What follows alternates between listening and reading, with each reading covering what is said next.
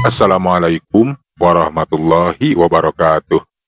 Tepang dangudi sareng simkuring mananangnya urang ngadongeng deui urang neraskeun hanca dongeng anu katunda kalayan ngabantu jajara carios Jawara di Gunung Halimun atanapi si Brodog Rompang. Ieu dongeng teh karangan Mang Nyalira sok sanaos dongeng basajan malah mandar janten hiburan. Atuh kabaraya anu satia manco kan dongeng Mang di mana wae ayana mugi sadayana aya dina kasehatan lahir sindarangan batin dilalancarkeun sagala rupinanya tong ila pirojong ditaroelan tombol subscribe. Atuh mangge nganuhunkeun kana parantos like oge komen. Maka mitra supados teh jang kolong ting kana waktos urang sami-sami dangukeun deui kumaha terasna ieu carita Jawara di Gunung Halimun si Brodog Rompang. Sok kabarayun sadayana.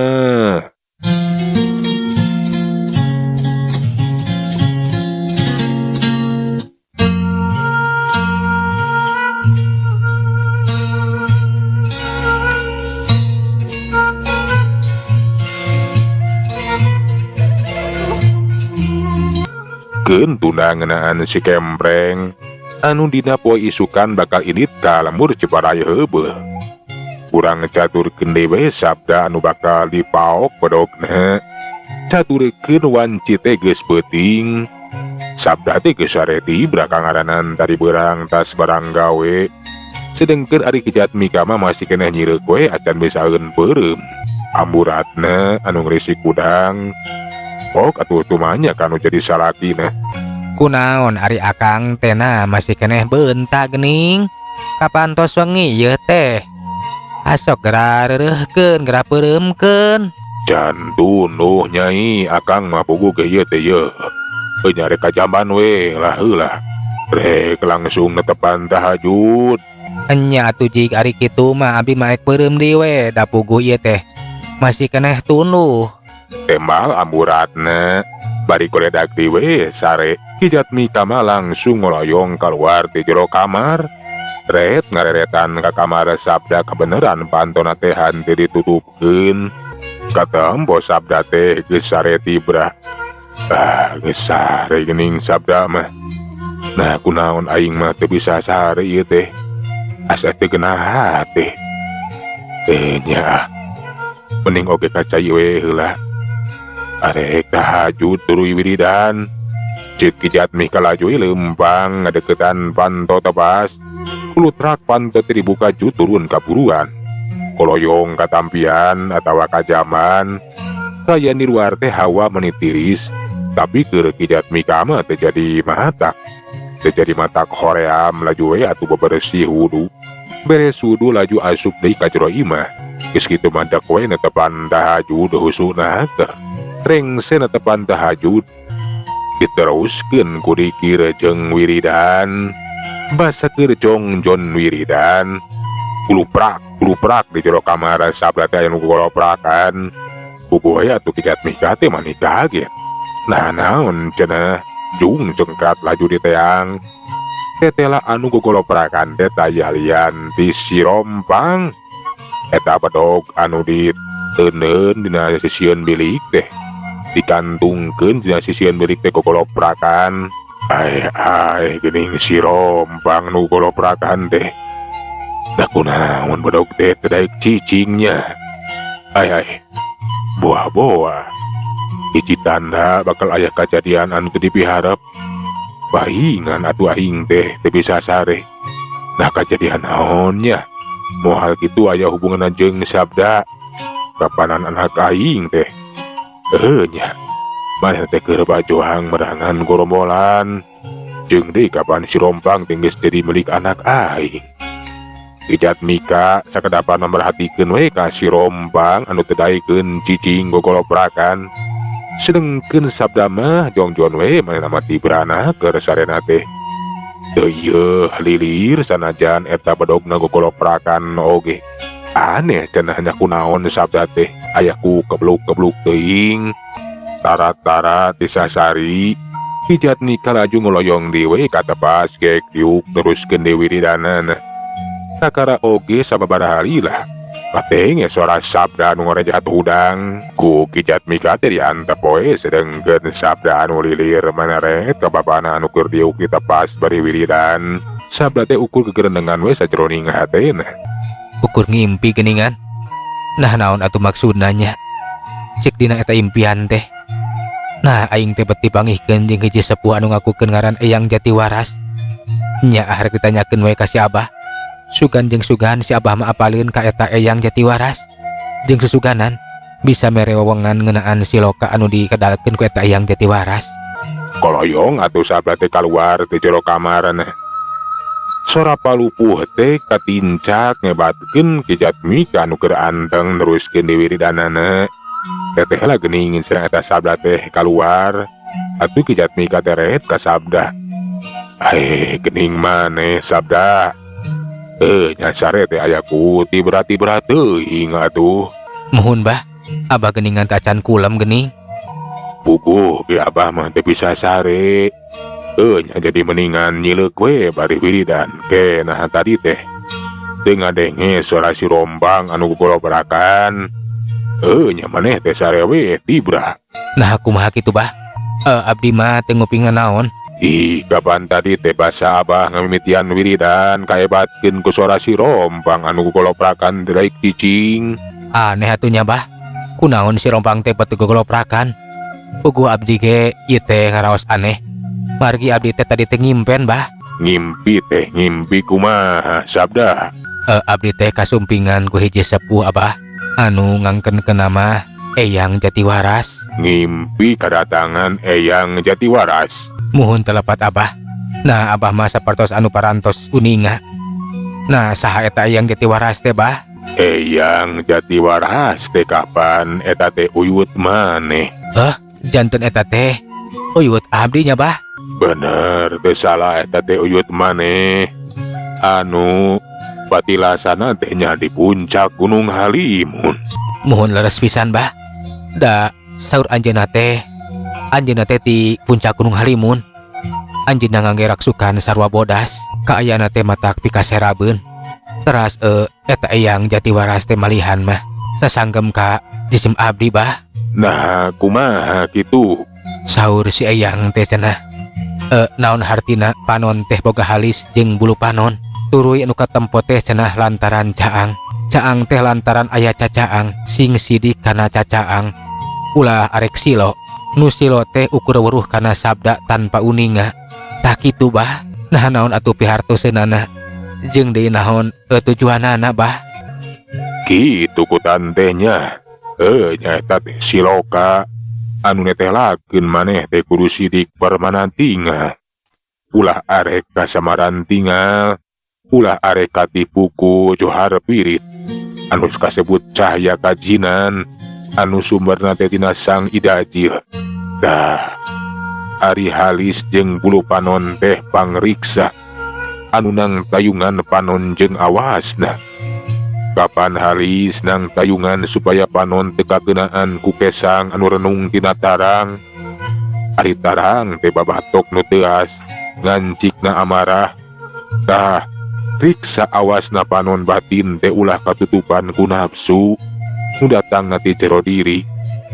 Sedengkeun ari bulu panon, eta bulu panon mah nang tayungan panon tina kekebul ti luar, tina anu matak mireupeunnan kana panon. Cindekna naon nu katempo, naon anu katingali teh kudu disaring ulah satempo-tempona. Lamun lain temponana, segala katempo cenah bakal sidik lantaran ayana caang. Ari ayana caang teh lantaran aya cacaang. Eta hartina maneh kudu eling ka Gustina, eling kana purwadaksina. Ari ulah weruh kana sabda tanpa uninga teh. Artina kapan sabda teh ngaran maneh, ari sabda teh bisa oge disebut ucapan.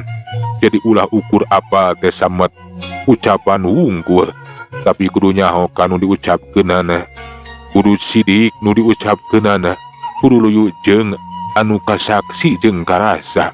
Lantaran lamun nu diucapkeun teu luyu jeung kayakinan, teu luyu jeung kanyataan. Tinang tu eta teh disebut teh ucapan bohong. Atuh beh dieuna kade sabda.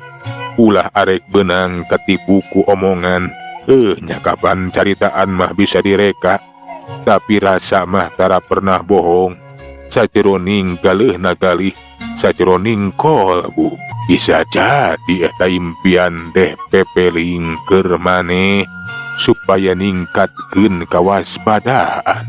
Tah kabeneran ayeuna mah jig aya nagara wudu kaitu sabda. Geus netepan tahajud engke ku abah arek diwirid, arek diturunkeun ilmu.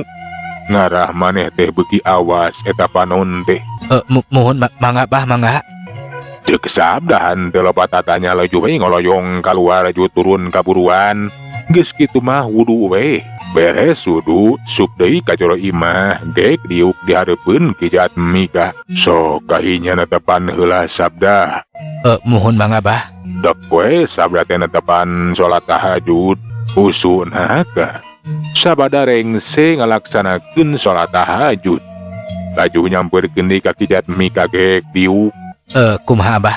Tadi abah teh nyanggapkeun bade ngawirid supaya abdi teh langkung awas dina paningah. Nya bener geus waktuna. Nya abah teh nurunkeun sakabeh ilmu. Ieu ajian teh lain ajian samata-mata anu aya maunatna, tapi ieu ajian teh ajieun.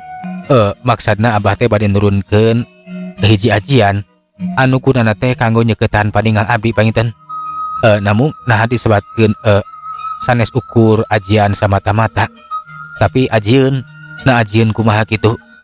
Lantaran ieu ajian teh diwangun ku basa anu memang ngandung rusiah. Tina ieu bacaan ajian teh lamun dimaknaan mah bakal nganyahokeun hiji hal anu leuwih gede pisan manfaatna, gede pisan maknana. Mohon kartos abah, mangga we geda uningakeun. Nah kumaha eta ajian teh? Regepkeun kumaneh sabda kieu ye. Aci matakullah. Aing nyaho anu di awang-awang. Aing nyaho anu di jero bumi. Nyaho dina jero diri. Teges kanu gaib. Tembus kanu samar. Tembus ka sajatining hurip. Dugi ka sagara hurip. Tah kitu sabda kumaha. Geus apal bieu? Mohon abi emut. Janten kedah di kumaha eta ajian teh.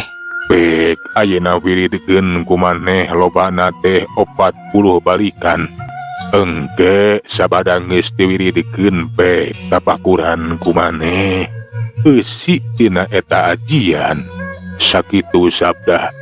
Engke maneh ulah ngarasa kaget. Lamun panon batin maneh teh bakal leuwih awas. Moal arek samar, moal arek katipu, moal arek silo. Ku cahya-cahya anu sumberna teh di alam kajinan, nu sumberna tina sang idajil anu disebut johar birit. Maneh moal arek katenung, maneh moal arek kasihir. Tah kitu sabda. Mohon mangga abah. Ieu ajian ku abdi bakal diwiridkeun sareng bakal ditapakuran. Nya sok ayeuna mah geura pigawe. Abah mah ayeuna teh rek beureum we, ayeuna mah geus tunuh. Ceuk Ki Jatmika laju ngoloyong we ka jero kamar. Anjeunna mah goledak bae sare sedengkeun sabda geus kitu mah dek wawiridan sakumaha anu diparentahkeun ku Ki Jatmika.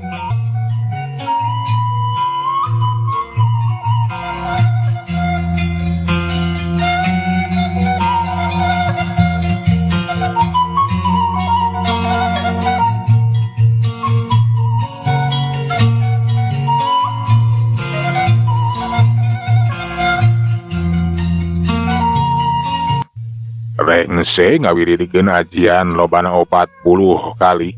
Geus kitu mah dilajengkeun ku napakuran eusi tina ajian. Ku sabda beuki kaharti. Teteh lah eta ajian oge luyu pisan jeung impian. anu katarima ti Eyang Jatiwaras. Sabda cacap nebikeun kaisuk hanteu sare deui. Kira-kira wanci haneut moyan. Kijat Mika teh ngajakan sabda we ini ti ka kebon. Hayu Jang. Nya urang teruskeun ngagawean kebon teh. Ngarah gancang beres. Semuhun Mang Abah. Tapi ke antos sakedap. Abdi bade ngebantu heula si Rompang. Ceuk sabda teuing kunaon eta si Rompang teh anu biasa nama ditinggalkeun we di jero kamar. Kiwari mah eta si Rompang teh dibawa we ka kebon. Kijat Mika surti. Tetela geuning. Kasiketan batin sabda teh beuki kaasah. Lantaran manehna oge bisa ngarasakeun aya ancaman bahaya. Bisi-bisi aya nu ngancam ngalapati kana kasalamatan sabda. Atuh hadena mah cenah eta si Rompang teh nya kudu dibawa we ka kebon. Geus kitu mah duanana teh laju we arinit ka kebon. Dek we digawe sakumaha biasa. Sedengkeun di sisieun lemur aya jalma asing anu lahaloho arek asup ka lemur Ciparai heubeul. Eta jalma teh tayalian di si Kempreng. Si Kempreng lelempangan we di sisieun lemur. Basa aya urang lemur anu ngaliwat laju we atuh ditanya. Punten Bi, rek nanyakeun imahna sabda. Nah belah mana imahna sabda teh? Jantan si Ujang teh rek naroskeun bumina Jang sabda. Itu kantun kapali ditu tuh. Engke ngaliwatan tilu imah. Da moal jauh. Tapi pisan imahna sabda teh anu aya balong. Nya nuhun pisan Bi. Sabada menang katerangan ti eta urang lemur si Kempreng teh laju we ngaleos init. Sedengkeun ari eta si bibi urang lemur oge teu papanjangan. Laju we neruskeun di lampahna. Si Kempreng anu geus nyaho lebah-lebahna eta imahna sabda. Pura-pura we maneh teh mariksa kayaan imah sabda. Pura-pura ngaliwat. Teteh geuning cenah ieu imahna teh. Geun sia engke peuting. Kumanehna teh bakal diteang. Rek dipaok we cenah badogna si sabda teh. Keur saheulanan mah si Kempreng teh laju we balik deui ka si lemur. Erek nungguan wanci peuting dina ngajalankeun pagaweanana. Geus kapanggih ku aing imahna mah. Keun siang ke peuting ku aing bakal diteangan tah. Di mana neuneuna eta bedog si Rompang teh? Dipaok sia sabda dipaok. Kitu cek eta si Kempreng teh bari merhatikeun kayaan. Teteh geuning lemur teh aman eueuh tentara. Atuh bakal leuwih laluasa we cenah manehna teh moal aya nu nyuriga. Si Kempreng anu nungguan di sisi lemur. Teu karasa wanci teh kiwari geus maju ka peuting. Sabda jeung bapana teh geus marurang ti kebon. Caturkeun sabda jeung bapana teh keur diuk we ditepas bari ngobrol. Diselang ku ngahuapkeun bubui sampe nu masih keneh haneut. Peuting ieu teh Abah mah terus terang beda rasaan sabda. Cikan kumaha? Rasaan maneh?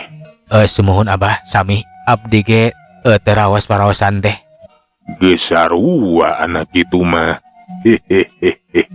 Tah dengekeun sabda. Kadenge sora bebencean teu daek rehe. Eta teh hiji ciciren. Kade sing waspada jeung ati-ati. Kukituna peuting ieu mah ulah sare sabda. Muhun Mang Abah. Abdi mah bade nyileuk we Dugi ka enjing mah bade ngaronda nguruling lembur. Bisi aya pancabaya.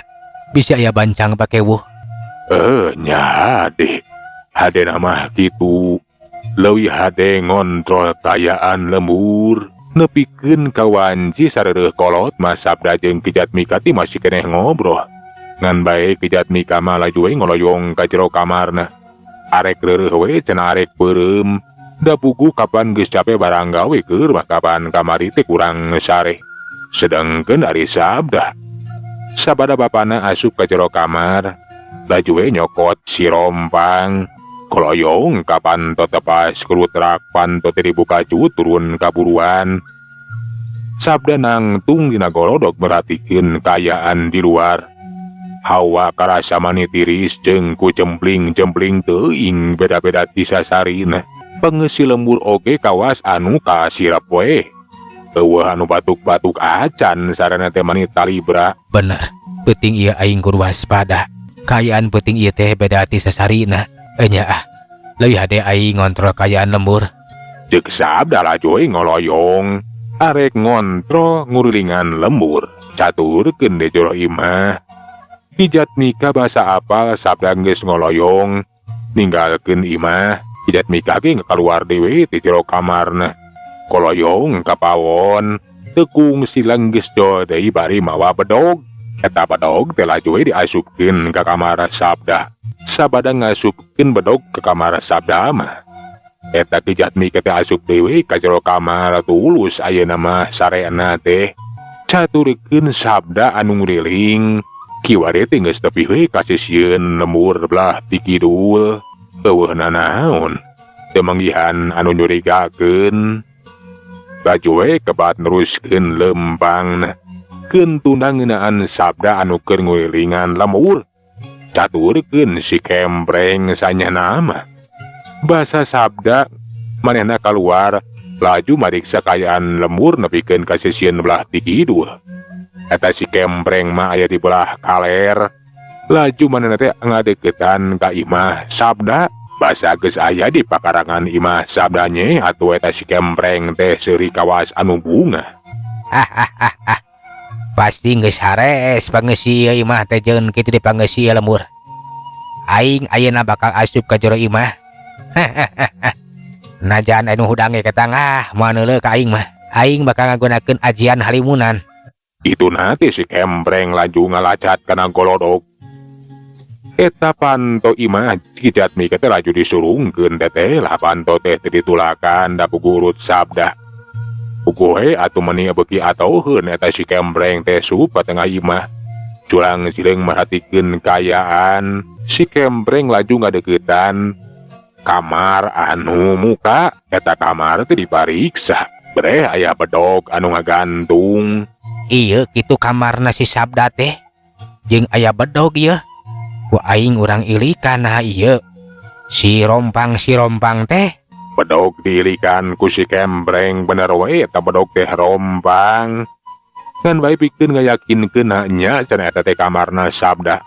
Si Kempreng laju gura-giru kaluar bari maba eta bedog. Geus kitu mariksa kamar nu hiji deui.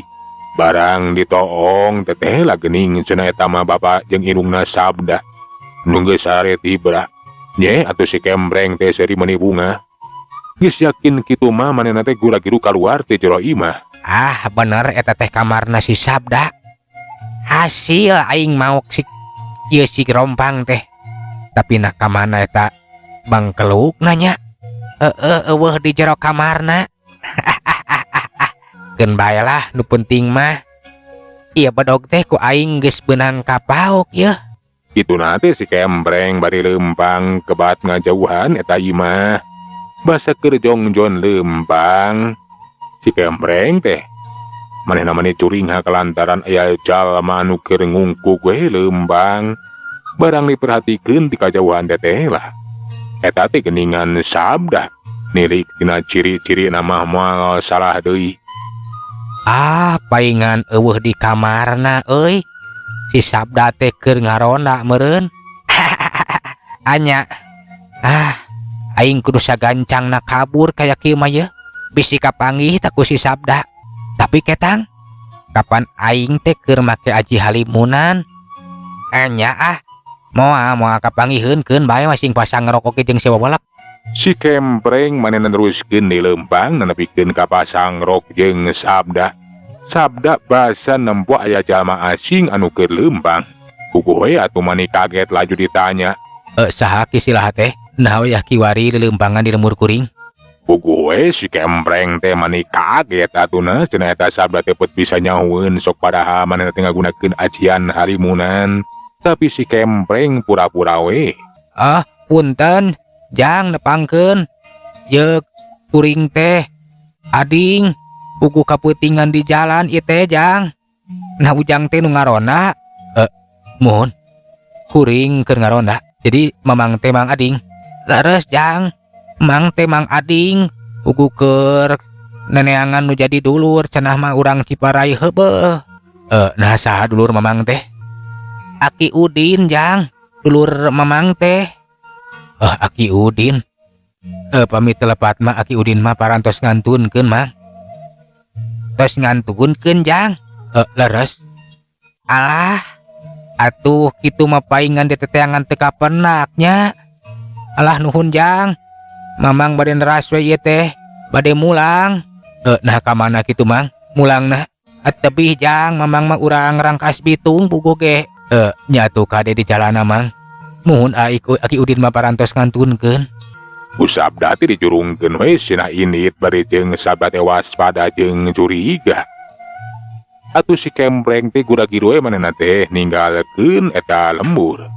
Tapi ku sabda teh dituturkeun bisi-bisi nyieun tina kelaku kajahatan. Tapi teteh lah eta jalma teh kebat we ninggalkeun lembur Ciparai heubeul. Sabda teh harita ngajanteng di sisieun lembur. Tuluy indit ta jalma teh. Nya rada nyurigakeun. Tapi keun we lah. Nu penting mah teu nyieun tina kelaku kajahatan. Ieu lembur teh aman. Bisa jadi eta jalma teh jalma jahat. Tapi teu tulus nyieun tina kelaku kajahatan lantaran kaburu kapanggih ku aing. Nyakeun we lah. Ayeuna mah leuwih hade aing ngontrol di kayaan lembur. Jeung sabda bari terus we manehna teh ngontrol ngurilingan deui lembur nepikeun ka isuk. Heuleuh mitra waktosna parantos teh nyekapannya. Sageula urang tunda jajar carita Jawarati Gunung Halimun duwi ka dieu urang teraskeun dina sari anu salajengna. Manganuhunkeun tina sadaya paratosanana hapuntenna tina sadaya kakiranganana nya mangsa urang undur. Assalamualaikum warahmatullahi wabarakatuh. Jar.